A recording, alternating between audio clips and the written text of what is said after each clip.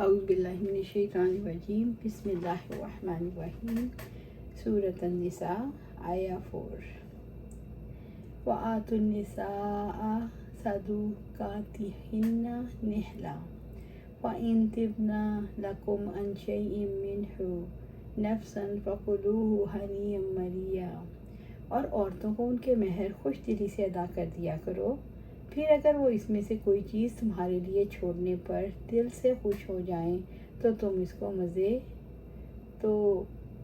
اس کو کھاؤ، مزیدار خوشگوار ہے۔ اس آیت کا شان نزول۔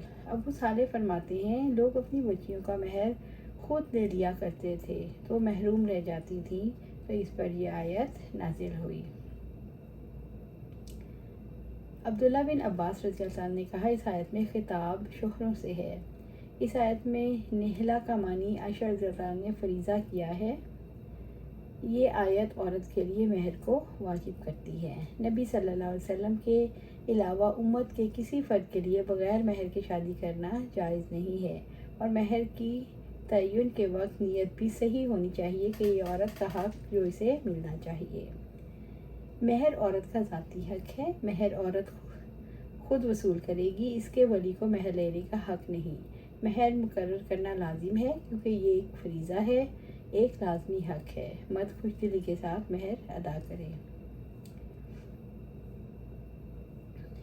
فَإِن طِبْنَ لَكُمْ عَنْ شَيْءٍ مِّنْهُ نَفْسًا فَكُلُوهُ ہنیئا مریئا، پھر اگر وہ اس میں سے کوئی چیز تمہارے لیے چھوڑنے پر دل سے خوش ہو جائیں تو تم اس کو کھاؤ، مزیدار خوشگوار ہے۔ مہر کی ادائیگی کے بعد اگر عورت خوش دلی کے ساتھ پورا مہر یا کچھ حصہ شوہر کو لوٹا دے تو وہ آزاد ہے، لیکن اس پر جبر نہیں کیا جائے گا۔ مرد کے لیے عورت کی طرف سے خوش دلی سے واپس کیا گیا مہر کھانا حلال ہے۔ سورۃ نساء آیہ 5 وَلَا تُؤْتُوا السُّفَهَاءَ أَمْوَالَكُمْ، اور نہ سمجھوں کو اپنے وہ مال نہ دو جو بے عقل ہو، مثلاً پاگل وغیرہ، یا عدم بلوغت جیسے چھوٹا بچہ اور بے سمجھ ہونے کی وجہ سے اپنے مال میں تصرف اور دیکھ بھال کی اہلیت سے محروم ہے۔ نادانوں کو مال دے کر انہیں تصرف کی اجازت نہ دی جائے، کیونکہ یہ مال ان کی زندگی کا ذریعہ ہے جس سے تجارت کر کے روزی کمائی جاتی ہے۔ معلوم ہوا بے وقوفوں کو کاروبار میں تصرف سے روک دیا جائے۔ نادانی اور دانائی کا پتہ کیسے چلتا ہے؟ اس کے لیے کوئی فارمولہ نہیں۔ ہر خاندان اپنے افراد کو خوب پہچان لیتا ہے کہ دانا کون ہے اور نادان کون۔ جانچ پڑتال اس بات کی ہوگی کہ یتیم بالغ ہو گیا ہے یا نہیں۔ وَلَا تُؤْتُوا السُّفَهَاءَ أَمْوَالَكُمُ الَّتِي جَعَلَ اللَّهُ لَكُمْ قِيَامًا، اور نہ سمجھوں کو اپنے وہ مال نہ دو جسے اللہ تعالیٰ نے تمہارے لیے قائم رہنے کا ذریعہ بنایا۔ مال عیش کے لیے نہیں، مال فخر کے اظہار کے لیے نہیں، مال انسان کے لیے زندگی کا ذریعہ ہے، دنیا میں بقا و قیام کا ذریعہ ہے۔ مال کو ضائع ہونے سے بچایا جائے، مال کو حقدار تک پہنچانے کا اہتمام کیا جائے۔ وَارْزُقُوهُمْ فِيهَا وَاكْسُوهُمْ، اور تم انہیں کھلاؤ اور پہناؤ۔ اللہ تعالیٰ نے سرپرست کو حکم دیا کہ وہ مال ان بے سمجھ لوگوں کے حوالے نہ کرے، بلکہ وہ اس مال میں سے ان کے کھانے پینے اور کپڑے لتے کا انتظام کرے، اور جو ان کی دینی اور دنیاوی ضروریات ہیں ان میں خرچ کرے اور ان سے اچھی بات کہے۔ وَقُولُوا لَهُمْ قَوْلًا مَعْرُوفًا، اور ان سے بھلی بات کہو جس کی خوبی عقل اور شریعت سے ثابت ہو، وہ قول معروف ہے۔ اس سے مراد یہ کہ یتیم بچوں کے ساتھ نرمی سے بات کریں، انہیں سمجھا دیں، جب وہ سمجھدار ہو جائیں گے تو ان کا مال ان کے حوالے کر دیا جائے گا۔ سورۃ نساء آیہ 6 وَأَبْتَلُوا الْيَتَامَى حَتَّى إِذَا بَلَغُوا النِّكَاحَ، اور یتیموں کو جانچتے رہو یہاں تک کہ وہ نکاح کی عمر کو پہنچ جائیں۔ ان کی عقلوں اور دین کو جانچو، اور اس امتحان کی کیفیت یہ ہوگی کہ خرچ کے معاملے میں ان کی بردباری دیکھو، کیسے وہ اخراجات کی تدبیر کرتے ہیں اور کیسے ان میں تصرف کرتے ہیں، اور اگر لڑکی ہو تو اس کو گھریلو امور کے حوالے سے دیکھیں، کپڑوں وغیرہ کا کیسے انتظام کرتی ہے۔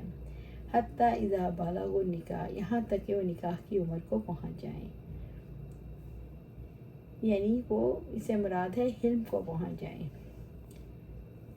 فَإِنْ آنَسْتُم مِّنْهُمْ رُشْدًا فَادْفَعُوا إِلَيْهِمْ أَمْوَالَهُم، پھر اگر تم ان میں سمجھ بوجھ محسوس کرو تو ان کے مال ان کے حوالے کر دو۔ جب یتیم بالغ ہو جائے، یعنی جب وہ سن رشد کو پہنچ جائے اور اس کی عقل اور سمجھ کا یقین ہو جائے۔ رشد سے مراد عقلی اور دینی صلاحیت ہے، بس بالغ ہونے کے علاوہ مال کی سپرداری کے لیے رشد بھی شرط ہے۔ وَلَا تَأْكُلُوهَا إِسْرَافًا وَبِدَارًا أَن يَكْبَرُوا، اور اس سے ڈرو کہ وہ بڑے ہو جائیں، اور ان کا مال فضول خرچی سے جلدی کرتے ہوئے نہ کھاؤ۔ اللہ تعالیٰ نے یتیم کے مال کی حفاظت کے لیے اولیاء کو نصیحت کی ہے کہ اس سے ڈرے کہ بڑے ہونے کے بعد یتیم اپنا مال لے لیں گے، اور ان کے مال کو بے جا طریقے سے خرچ نہ کرو۔ یتیم کا ولی مالدار ہے تو اسے مال کھانے سے پرہیز کرنا چاہیے۔ یتیم کا ولی غریب ہے تو اپنی ضرورت اور محنت کے مطابق مزدوری لے سکتا ہے۔ وَمَنْ كَانَ غَنِيًّا فَلْيَسْتَعْفِفْ، اور جو مالدار ہے تو لازم ہے کہ وہ بچے۔ عائشہ رضی اللہ عنہ نے اللہ تعالیٰ کے ارشاد، بلکہ جو شخص خوشحال ہو اپنے کو بالکل روکے، البتہ جو شخص نادار اور واجبی طور پر کھا سکتا ہے، کہ یہ آیت یتیم کے بارے میں اتری ہے۔ اگر ولی نادار ہو تو یتیم کی پرورش اور دیکھ بھال کی اجرت میں واجبی طور پر یتیم کے مال سے کچھ لے سکتا ہے۔ وَمَنْ كَانَ فَقِيرًا فَلْيَأْكُلْ بِالْمَعْرُوفِ، اور جو محتاج ہو تو لازم ہے معروف طریقے سے کھائے۔ فقہا کے حوالے سے لکھا ہے کہ اپنی مزدوری اپنی ضرورت میں سے جو کم ہوگا وہ لے گا۔ معروف طریقہ یہی ہے کہ اموال کی نگرانی کی اجرت جو معروف ہے لے لے، دوسرا یہ کہ کم از کم جس سے اس کی ضرورت پوری ہو سکے لے لے۔